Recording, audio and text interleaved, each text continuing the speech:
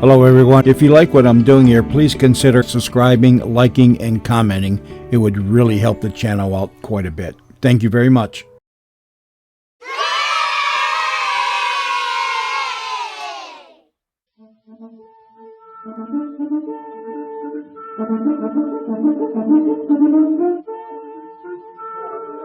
The National Broadcasting Company invites you by transcription to join The Chase.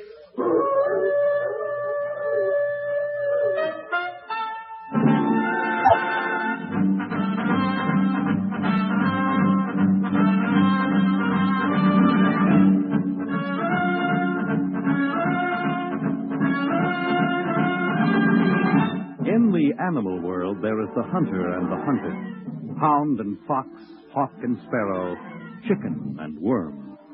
We in the topmost species have also joined the hunt. But who is to judge precisely which of us are hounds or foxes as we enter the chase?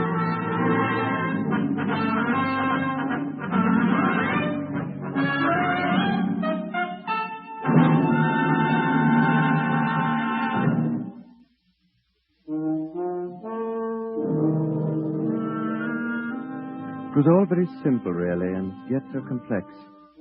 A nightmare with partial overtones. The laugh, dear chap, was on me. I must confess I failed to find it amusing. I remember meeting Noreen in a Soho pub. Our reunions were brief at that time, and clandestine. We were very much like two frightened mice, snatching moments of comfort together while the tomcat slept and scurrying to cover when the beast would stir.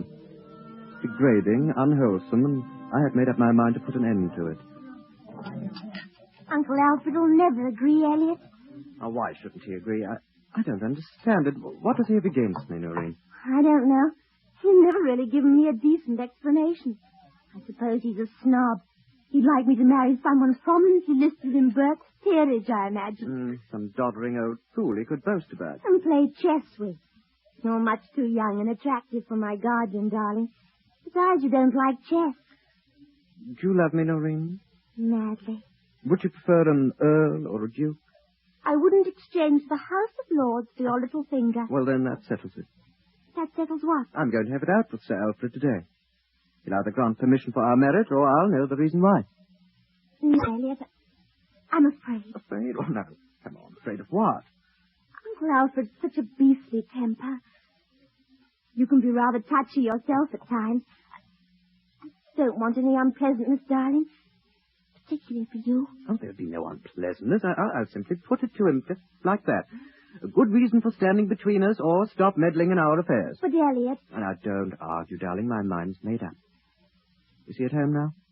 Yes, he should be. Well, then I'm off to be at the Lion. Wish me luck.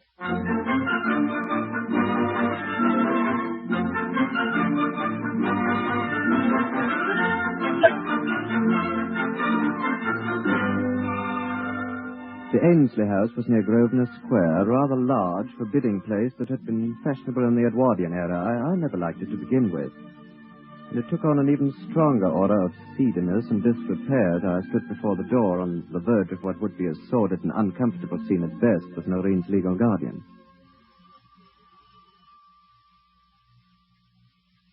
There was no answer to my ring, which I repeated several times. I was rather disappointed. Now that I had made my resolution, I wanted to have done with it. But it soon became apparent that the house was empty, and I reluctantly started to turn away. It was at that point I first noticed the blood on the outer doorknob. I realized then that the door was ajar, and as I pushed it open and stepped inside the narrow hall, I had a premonition and a sudden, almost overpowering impulse to flee. At that moment, I reached Sir Alfred Ainsley's drawing room and saw him sprawled out on the floor near the telephone with a 12-inch carving knife protruding from his chest.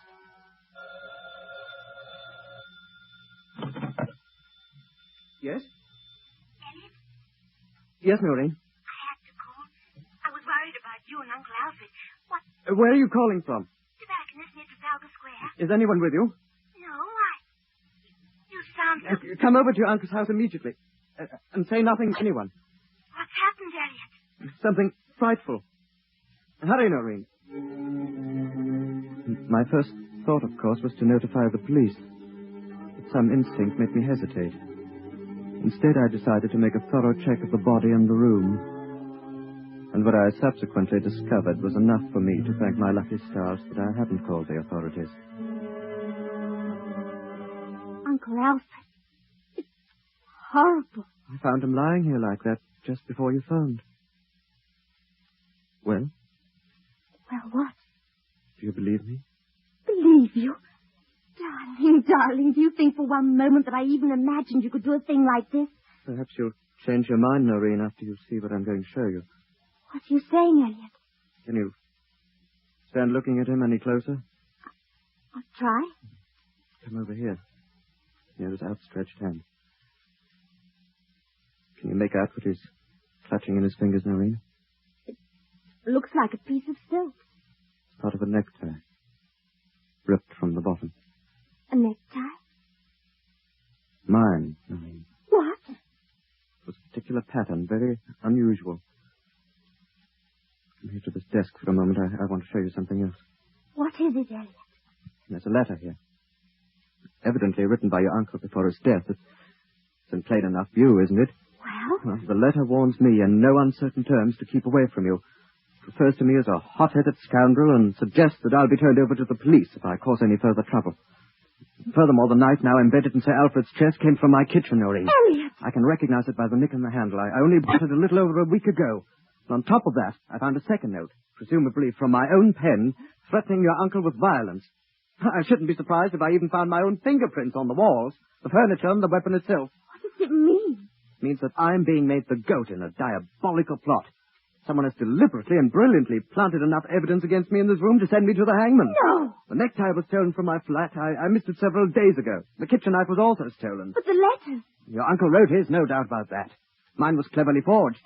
Frankly, I couldn't tell the difference myself if I hadn't known I didn't write it. Some genius has gone to great pains to arrange a tight little frame around my neck, Noreen. Tight as a hangman's noose. Who? I don't know. I'd better find him before the police find me. We could destroy the evidence. I doubt if that would help. This was planned too cleverly, and it's probably just the beginning. There must be more of it around the house. Perhaps hidden in my rooms. Or sent to the police. Besides, I was seen coming in here just now. By whom? Sir Alfred's neighbor. He was leaving his house as I rang his bell. He had a good look at me. What shall we do, Elliott?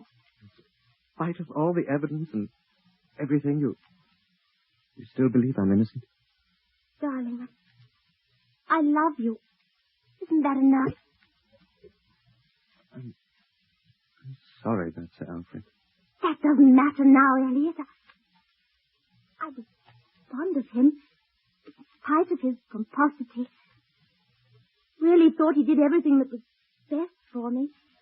But he's dead, Elliott, and you're alive and in great danger. Where can I start? How can I even begin to look for this villainous cutthroat? Why should I have been made the scapegoat? Who is he? Where is he? Elliott. Shall I answer it? I don't know. Wait, let me. Are you there? Yes? Sir Alfred Ainsley, please. Who's calling? I'm a secretary. This is Palmer's Travel Agency. Sir Alfred wished to book 2 seats on the boat train to Paris at 8 this evening, on the Orient Express to Zurich. 2 seats? Yes, we booked them, and he can pick them up at Victoria Station. I'll tell him, thank you. Were you supposed to go to Switzerland with your uncle, Noreen? I know. Did he mention the prospect of a trip to you? No. Well, he's booked 2 seats. Who would his companion be? Can't imagine it. Unless what? there's been something mysterious going on concerning Uncle Alfred and another man. Don't know his name. Uncle Alfred's been very busy for the past few weeks. Quite unusual. I mean, well, with what I took to be business matters. Sir Alfred retired 2 years ago. Yes, I know it. In spite of that, he's been conferring with someone regularly. I asked him about it once, and he seemed to be taken aback. I remember he was short with me and told me to mind my own affairs. one chance, Noreen. 1 in a million. Chance of what? That this business acquaintance may turn out to be the man we want. And if he is, he may make use of one of those tickets. To get away? Possibly. Grasping for a straw, I know, but I have nothing else to cling to. In any case, if you use one of those tickets, you can leave the country. I thought of that, too. If I'm picked up now, I won't have a chance. At least this will give me a breathing space, and something may turn up. Do you think you can evade the police, Elliott? Even for a while? No, follow me. There's no question about it. Meanwhile, I'll be chasing someone else. The man who killed your uncle. Then it becomes a question of who catches up with whom first. Elliott, the service door. In the rear, quickly. What about you?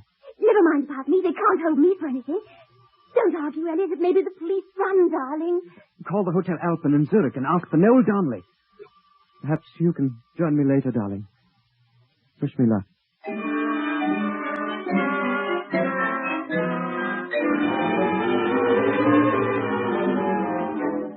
The seats were reserved in a first-class compartment, numbers 1 and 3 facing each other. I'd left ticket number 3 at the station for my companion. When I entered the train, the compartment was empty, but just before departure time, my fellow passengers arrived. The first to enter was a woman, an American, evidently, judging by her clothes.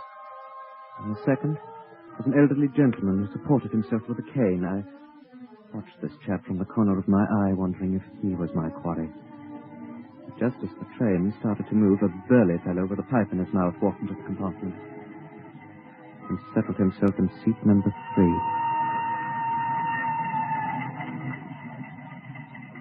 I beg your pardon.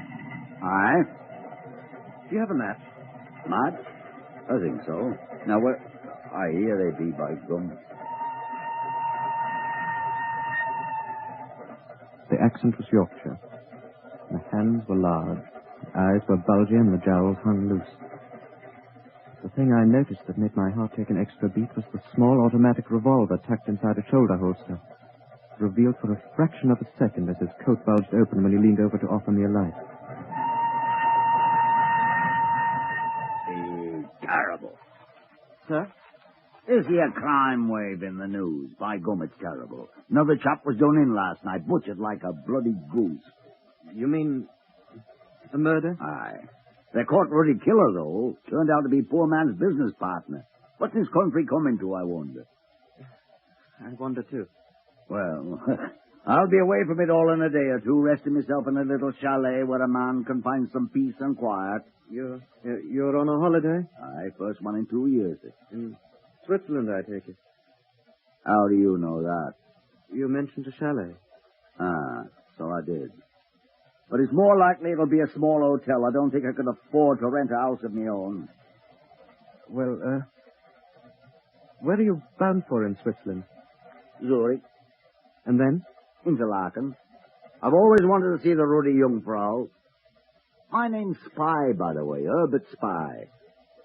Mine's Donnelly. Noel Donnelly. Yeah, Donnelly, eh? Huh. Something wrong, Mr. Spy? Wrong? With my name? Nothing wrong with it, chappie, as far as I can see. You on holiday, too? Not precisely, no. Business? Not unless. Switzerland? Yes. Ah, maybe we'll run into each other. I hope so, Mr. Spy. Yeah, funny. What is? I could almost swear I've seen you somewhere before. No. I don't think with me. You live in London? Yes. You? My home is in Yorkshire, but I've been living in London now for some time. I see. Here. What's that on your coat? My coat? Here, on the bottom. Looks like a speck of blood. That's paint. Paint? Yeah, I was touching a piece of pottery in my flat. I must have brushed against the paint pot. Oh. Excuse me. Leaving? I want to get a drink of water. I'll go along with you. I can stand a drop myself. Pardon, ma'am. I'll just push through. Here we are. After you, Mr. Spy. This train's got a rock to it like a ruddy boat. The water carafe's at the end of the car. Wow! Gee, look at this. The train door's open. Some fool forgot to shut it. A man could kill himself by falling through that hole. Yes, it's dangerous. Reminds me of that poor Frenchman. What Frenchman? Oh, you must have read about him. He was traveling on a Paris Express when he was pushed. Through an open train door? That's right. It was murder, no question about it. Who pushed him? Nobody knows. They say he learned too much. About what? Oh, a little affair that took place in Montmartre. Girl was killed and he knew something about it. They followed the poor lad and shoved him out just as the train went into the tunnel. How horrible. Wasn't much left of him when they picked him up. Yes, I can imagine. If you lean over a bit, you can close that door. No. Thank you. What's trouble? It makes me a little ill to look out this way. Yeah, let me, laddie. Yeah, that's better. Much. Well, here's our drink. Thank you. Oh, by God, water tastes like it's been run through coal mine. Shall we go back to the compartment? Come along.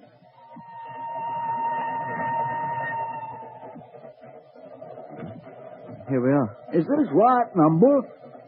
Yes, of course. Odd. Now, what did I do with my ticket? Oh, Pardon me, madam. sorry, ma'am. Now, let's have a look at that ticket of mine. Seems to me... Is something in the matter, Mr. Spy? What was your name again, chappie? Darnley. Noel Darnley. So you said before. He looked suspicious for a moment. I wondered if he could actually read my mind. Then I saw him glance up above my head to my suitcase on the luggage rack, where the initials, plain enough to see, were E.T. Darnley. From that point on, he buried himself in his paper, while I fixed my eyes on the darkness rushing by my window. Had I overplayed my hand so early in the game? And after an interval, the train roared into a tunnel as black as the darkest pit. And when we emerged into the gathering twilight, Mr. Herbert Spy, newspaper, pipe, and baggage, was gone.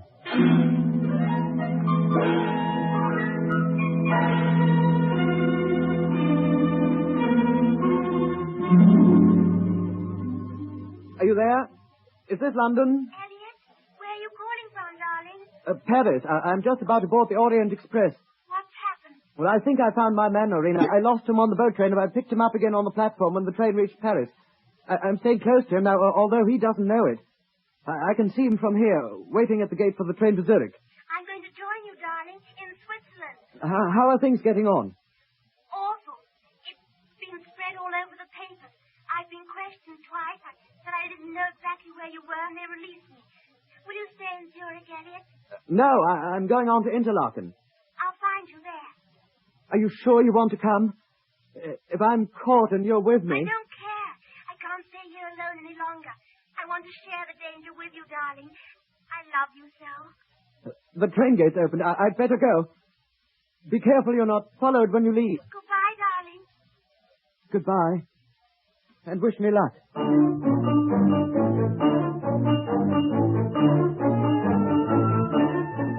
I was careful not to let him see me on the way to Zurich, and when we changed trains for Interlaken, I rode once again in a distant car.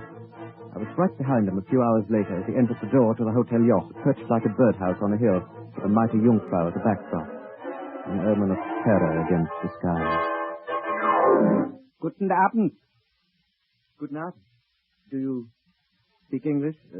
Sprechen Sie English? Yeah, a little. You wish a room? Please. We have something here which is very nice. The view is excellent. May I have your register?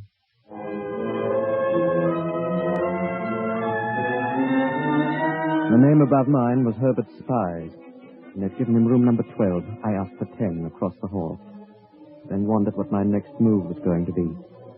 I found that decision wasn't mine to make some 20 minutes later as I finished unpacking my bag.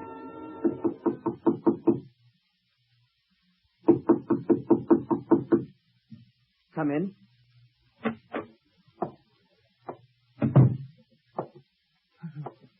Mr.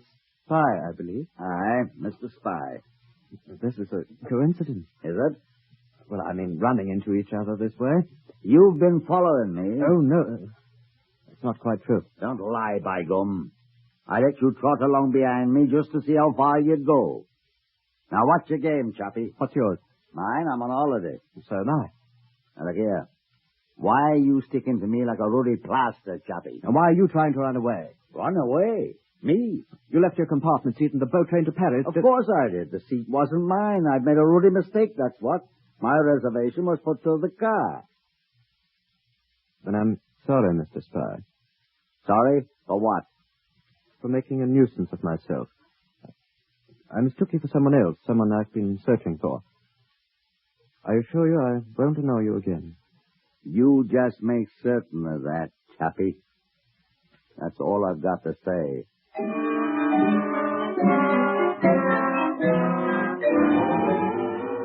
I was more convinced than ever now that Spy was my man. My time was growing short. I had to locate my evidence before Scotland Yard located me. In his room, perhaps there might be something. It didn't leave it for the next 12 hours, and by the time Noreen arrived, I was getting a bit nervy. You're quite sure no one followed you, Noreen? Positive. And the London papers, what do they say? You've been marked, Elliott. There doesn't seem to be any question in their minds that... I'm set for the news. Darling, we've got to do something. Yes, well, I intend to. Spy's our man, I'm sure of it. He carries a gun. He does? In this room, his luggage, there may be evidence, but sticking so close to it, I can't break in. I'll get him out, darling. You? How? A woman can manage those things, one way or another. I don't want you getting mixed up with Spy, Noreen. It's too dangerous. He's across the hall. Yes, but Noreen... Wait here.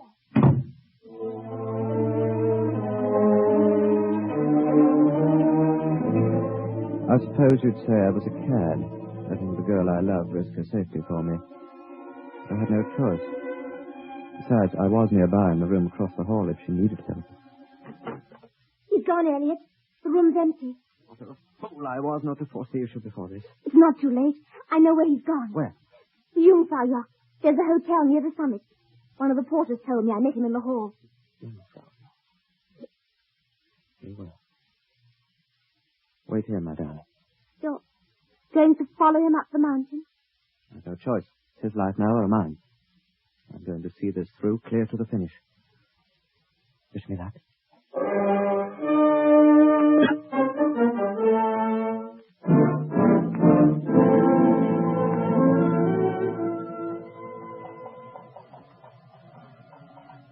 It's 11,000 feet straight up to the Jungfrau Yacht. And you're carted to the top by the highest rack railway in the world. The scenery is magnificent, if you're enjoying it as a tourist, but one has little time for landscapes when one's very life depends upon the trip.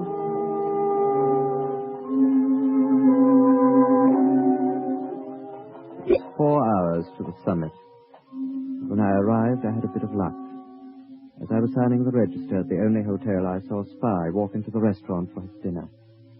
I knew this was my chance to search his room. A pound note to the concierge procured me a pass key, and a few minutes later I was going through his luggage with a fine-tooth comb.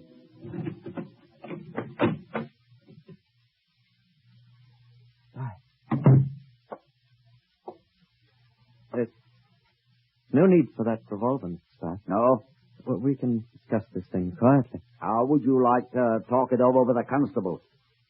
Don't try to bluff me, Spy. Huh? You wouldn't turn me over to a constable, and you know it. And why not? But you murdered Sir Alfred Ainsley. I what? You killed him and arranged things so they'd hold me for the crime. You must be young Elliott Preston. Why did you choose me? We never even met before. And how in the name of heaven were you able to steal those things from my flat and forge a note in my name? Preston, you're a fool. Am I? You shouldn't have run away. No. What would you have preferred me to do? Take your place on the scaffold? Can you read German? Oh, what's that got to do with it? You might have read the evening paper with the latest London news. I saw it while I was having my dinner. What news? You've been cleared. a good thing for you I took my holiday before Sir Alfred's murder was printed in papers. Otherwise, my friend, I'd have put you in handcuffs before that train left the London rail yard. Handcuffs? You mean you're an officer? Scotland Yard. And, Chappie, I am on a holiday. A boatman's holiday, it appears to me now. But you said I was cleared. How? What? Why? Simple enough. They managed to find the real killer. They haven't made an arrest yet, but they're getting close. And, whom are they looking for? Why, Mr. Spy.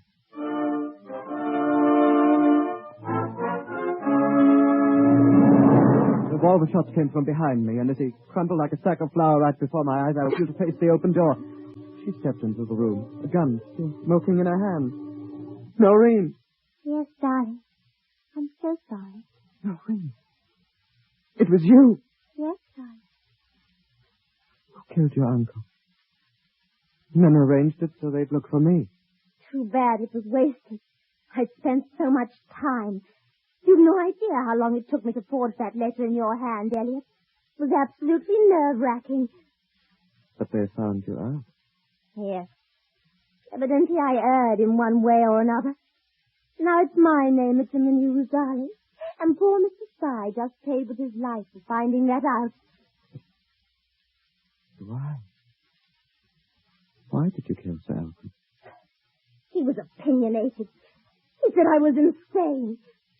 Those 2 seats to Switzerland, darling. He was bringing me here to consult a psychiatrist. Then that was why you refused to let me marry you. You knew all the time. You were mad. Ridiculous, wasn't it? No. Far from it. You're ill, Noreen. Don't be silly. Give me that revolver. Don't come near me, Elliott. Give me the gun. One step further and I'll shoot. Noreen!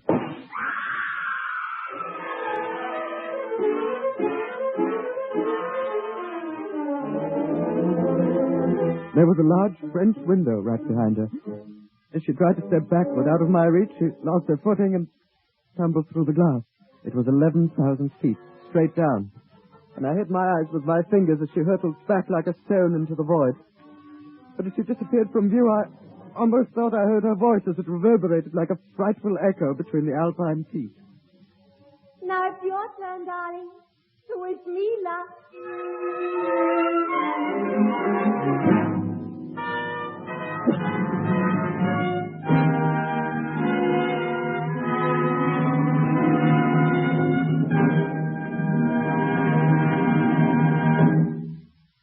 In the animal world, there is the hunter and the hunted, hound and fox, hawk and sparrow, chicken and worm.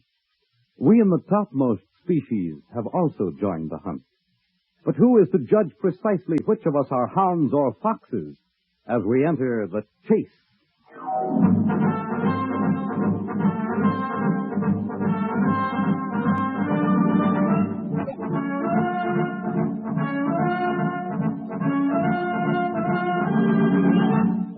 The Chase was created and written for the National Broadcasting Company by Lawrence Cleave.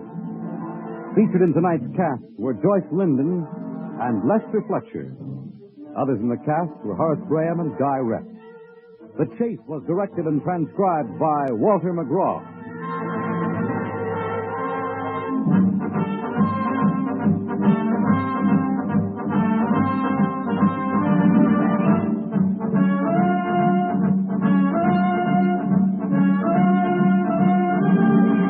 Next week, you'll hear another suspenseful story of a reporter pursued by sudden death in South America when you follow The Chase.